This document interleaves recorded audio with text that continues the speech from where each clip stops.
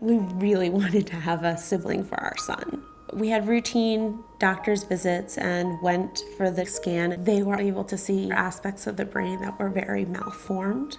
We both just started to sob. We just stood there and held each other and just sobbed. So in all of the story I've told you, never once did I say, well, I went up to my legislature and I asked them, could they give me a sonogram? Never once did I say, oh, I went to Congress and, met with my representatives so that I could get his or her medical advice. Because they're politicians. Has nothing to do with politics. This has to do with the choices that my husband and I needed to make.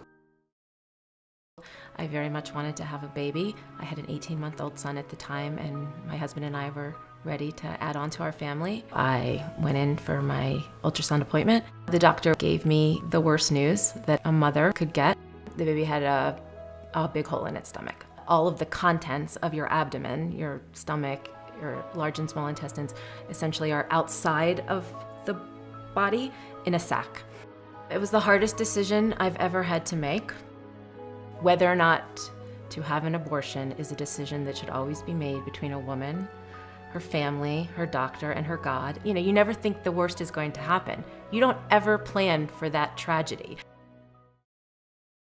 We were elated that we would be giving our 2-year-old a sister. And everything with the pregnancy went pretty well until we went for our 20-week ultrasound. One of the doctors came in, took another look at the heart with the ultrasound, and then he said, "Your baby's very sick." And those 5 words changed my life forever. He explained that for some reason, and the doctors don't know why this happens, but my baby had a hole in her diaphragm. The stomach and the intestines, which are supposed to be down in the abdomen, were up in her chest cavity. This forced her heart over into her right armpit, and it forced her trachea and esophagus out of the middle of her chest. And the most important factor was that it prevented her lungs from developing. I never thought I would ever need an abortion.